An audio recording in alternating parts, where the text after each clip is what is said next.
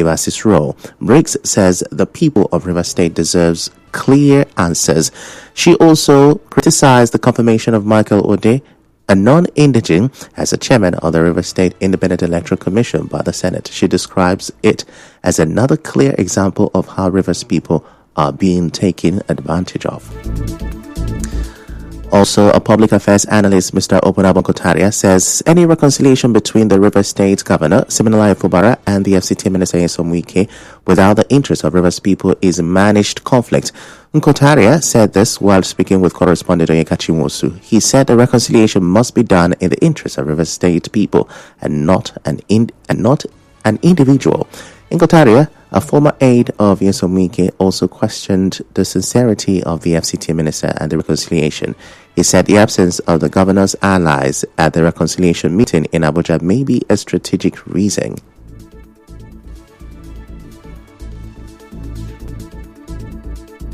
Different parties must be willing and sincerely be prepared for that reconciliation. I know the governor of Rivers State is sincere. He has always wanted it. But I can't speak shame of the FCT minister. However, let me not preempt it. Let him prove me wrong, pleasantly wrong, and I'll be very happy. If he proves me pleasantly wrong, that I impugned his own sincerity, I'll be very happy. And let the state move forward. Because in the last 3 months, we've not had... look, go drive around Rivers State. You see how dirty the state is. I can tell you that even civil servants are not happy. Rivers indigenous are not happy.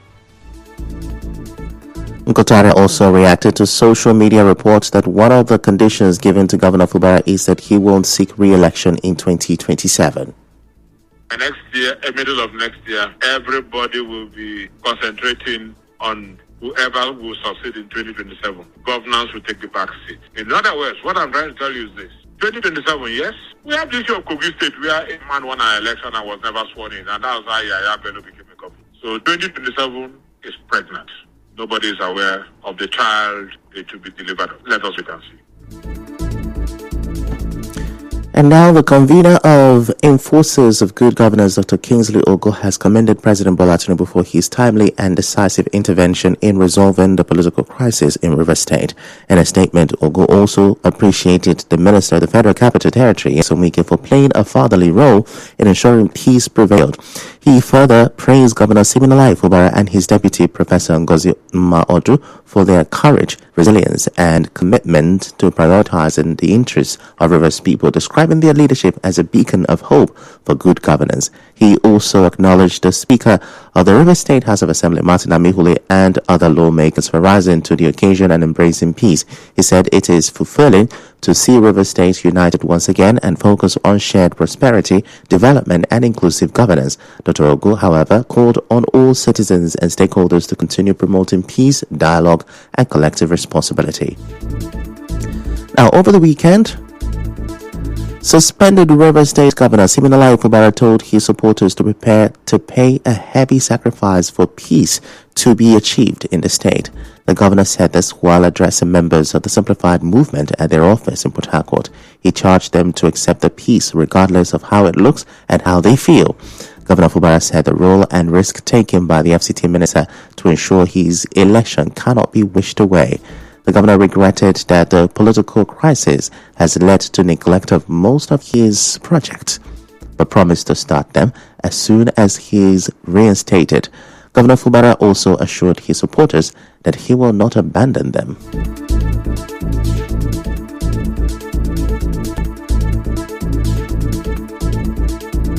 Nobody can take away the role my other played. That's the truth. Yeah, we have our differences that led to this effect. Nobody here will say he doesn't know the role the man played. Nobody will say he doesn't. Nobody can. It's a way the leads he took. Yes. At the point we have our differences.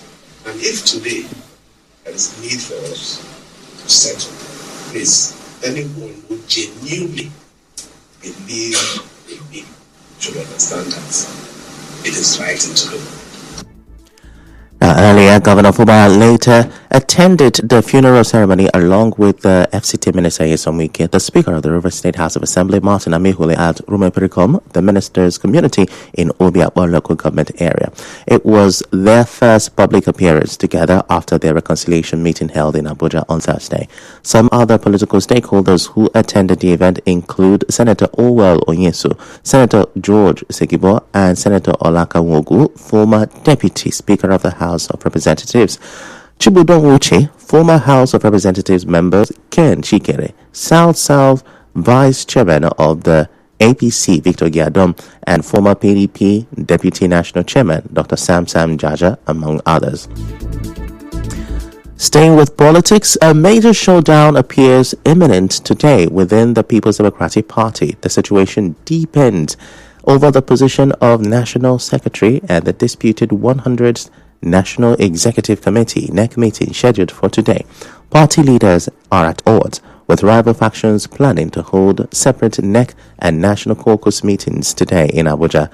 Uncertainty remains over the status of the PDP 100 National Executive Committee meeting due to the ongoing internal crisis within the National Working Committee.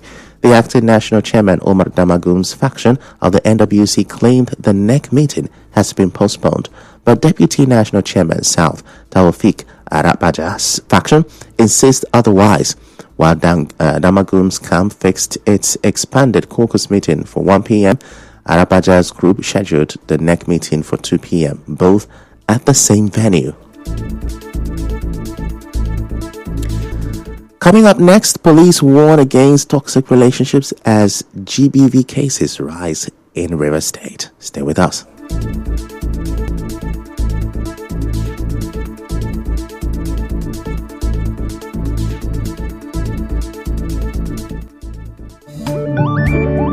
Solidarity message.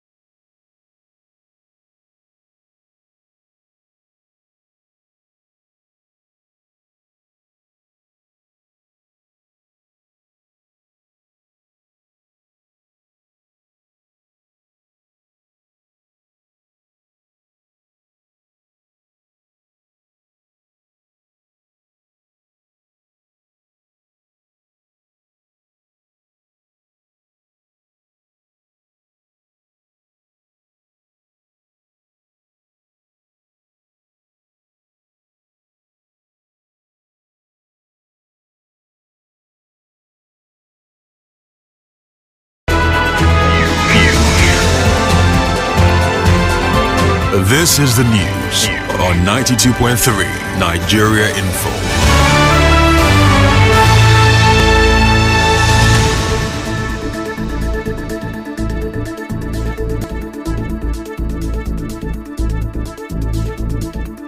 You're welcome back, and now the rest of the news. The family of late Confidence Ikechi from the Obele community in Emoha local government area is demanding justice over his alleged killing. Confidence Ikechi, a father of two, was reportedly beaten to death in the Elele community, Ikwere local government area, by members of the local vigilante group known as OSPAC, identified as Gospower and J-Boy. The attack was said to have followed a quarrel involving the girlfriend of one of the suspects. Speaking to a correspondent, the elder brother of the deceased, Chinwepe Ikechi, said the suspects were allegedly invited to the scene by the said girlfriend before they allegedly attacked and killed his brother. The lady now started embarrassing him that he's a drunkard, that he's smelling. She now poured him saliva, also give him a dirty slap. Then he now retaliated to the lady, slap her back, and the lady carried it with her son, started hitting him. Unfortunately, the lady also ran away to call her best friend, Venus Park, two of them, to come and kill the young guy. We need them to be sentenced because they can't kill the young boy and go free. This is a murder case. It's case versus Federal. Now, spokesperson for the Rivers State Police Command, SP Grace Iringa Koko, confirmed that the suspect had been arrested and transferred to the State Criminal Investigation Department, SCID, for interrogation.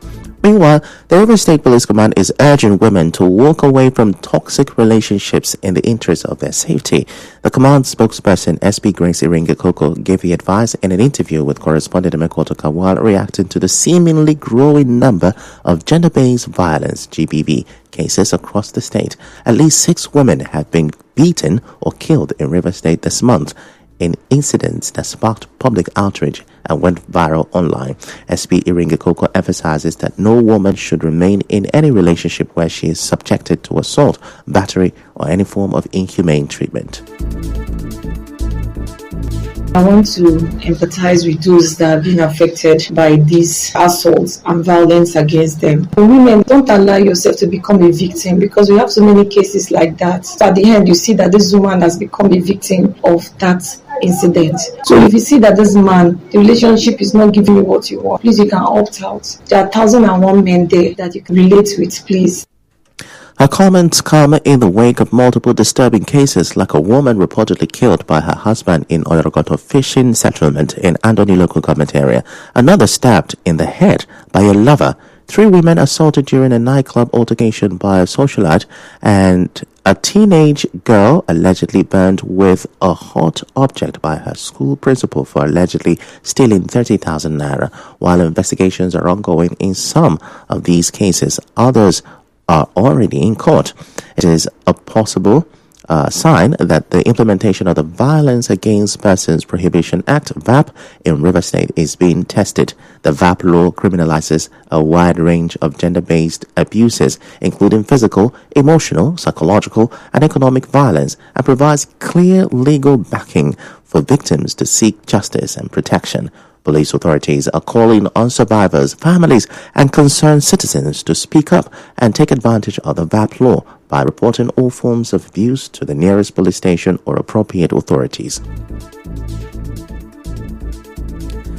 In other news, the zonal controller of the South-South Zone, Nigerian Communications Commission, NCC, Port Harcourt office, Mr. Chris Aga, has shared practical tips on how Nigerians can manage and conserve their mobile data more effectively.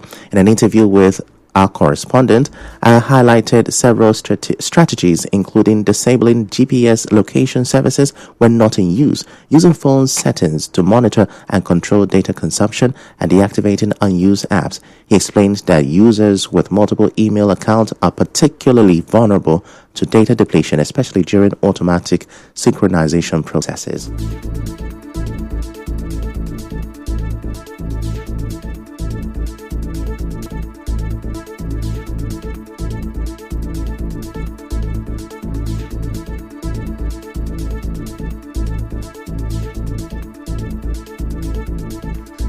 GPS location services.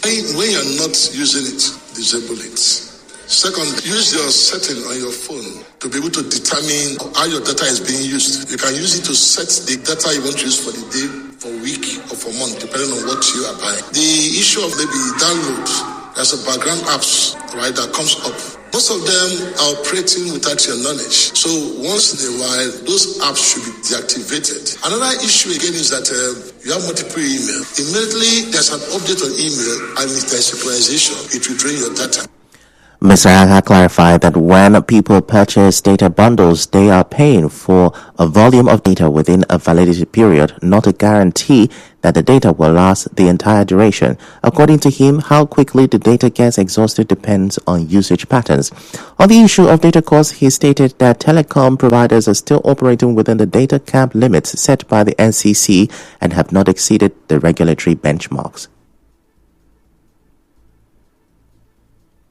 There's what they call data cap. No operators, I don't think they've gone beyond that data cap. The issue is that we all know we are in relative certain economy of skills. They're in business. Everything is going high. They cannot be able to operate at a loss. We took our time as a commission to review. It's not even what they are running at they wanted to, but we compelled them because we also do what we call economic analysis, benchmarking the cost of these, balance of them, and the reality on ground. So it's just a little, I can say, markup which they're not so happy about, but We are more concerned about the happiness of the consumers.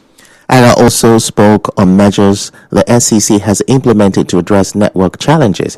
These include ongoing campaigns with the critical national infrastructure (CNI) stakeholders, urging the public to protect telecom fiber cables in their areas. He noted that vandalized fiber lines often result in internet outages, which can leave users disconnected and frustrated. If you observe, at times you see SEC, CNI informing you protect the fiber or facilities of telecoms around you. Those are some of the initiatives we've put in place to guard against this complaints of a network issue. I buy data, it's not for I can't use it. You may buy data now, fiber is cut in this area. You may not even know. You will try. No way. And maybe while doing that also, you have gone into other sites. Immediately the fiber comes out there, the background cell will start downloading everything because they're already in place, but there was no network.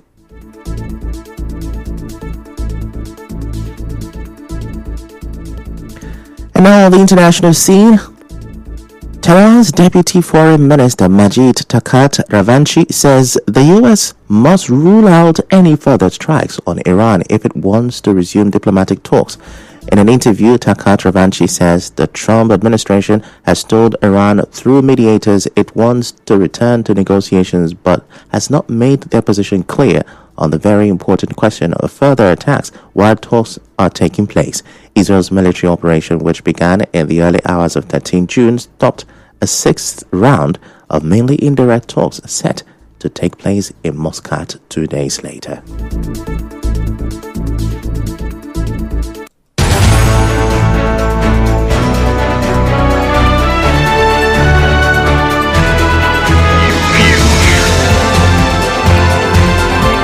This is the news on 92.3 Nigeria Info.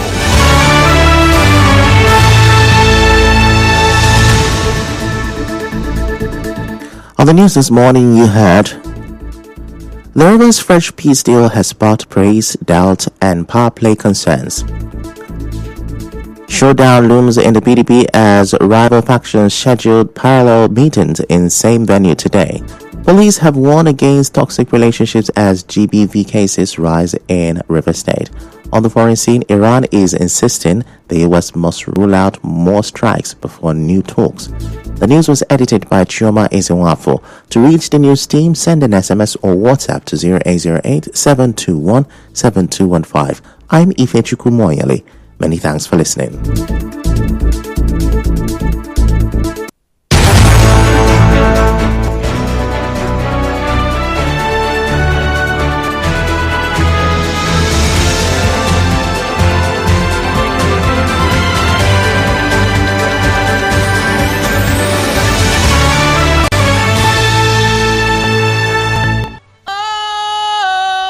Sometimes I get a good feeling, yeah.